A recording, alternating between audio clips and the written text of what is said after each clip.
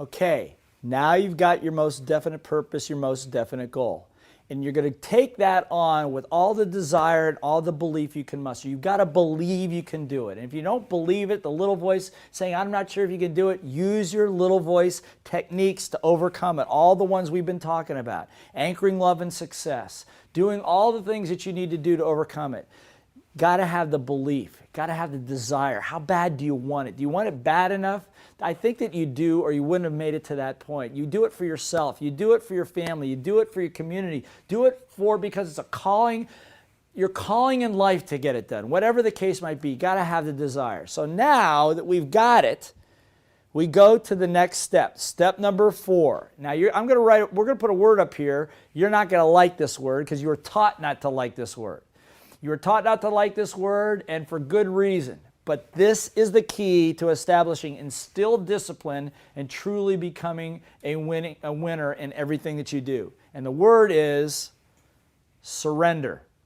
Now, just think about it a minute. Let me ask you a question. When I put this word up, surrender, what are the little voice thoughts that come to your head? Quitter, never give up, don't do it, I refuse this, all that stuff? I understand, because I was taught the same way.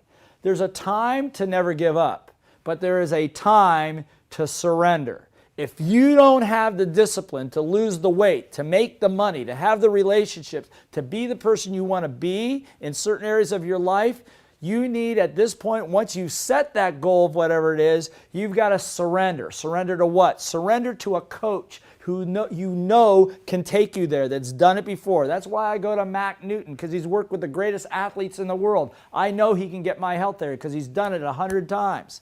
Surrender to a process, a personal development process, and a business development set of processes that have been proven over time to get you there. You know, if Mac tells me to do 250 push-ups and I say, well, you know, I'd rather just do 50 today. Are you kidding me? That will never work. When I learned to become a presenter and a teacher, my mentor at the time told me what to do. He said, you don't change anything. You do exactly what I tell you to do, much like a master and an apprentice. But most people are unwilling to surrender. They want to stick their toe in a little bit and try a little bit of it and see how they like it. That's not how you establish discipline. That's not how you build a habit of winning. You've got to be willing to surrender to the process.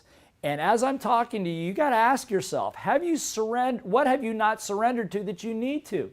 Have you surrendered to your primary relationships? Have you surrendered to your business? Maybe you have, maybe you haven't, and maybe that's why you're not operating on all cylinders and you haven't made it happen for yourself yet. You can do this. Just say, I am willing to surrender to the process, and then not to surrender once you're in the process, if that makes sense. Surrender to a system. Surrender yourself to an environment that you know is going to support you.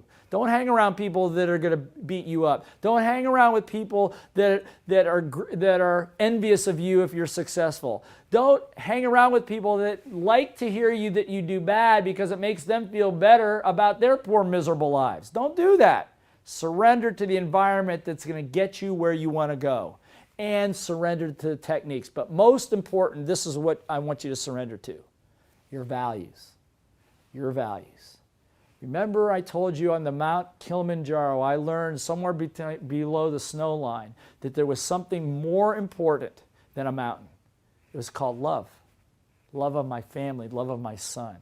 And thank goodness I had rules, my own rules, that I was willing to surrender to those rules to protect that value and protect the relationship with my son. That could have been a catastrophic mistake had I not had the values and the rules and surrendered to my own rules. Let me ask you a question. Have you ever set rules for yourself and broken them? Have you ever compromised your own values? Of course you have. But if you're going to build the discipline so that doesn't happen again, you've got to be willing to surrender. Now, once you do that, steps 5, 6, and 7 are almost automatic, and you're going to see how that works in a second.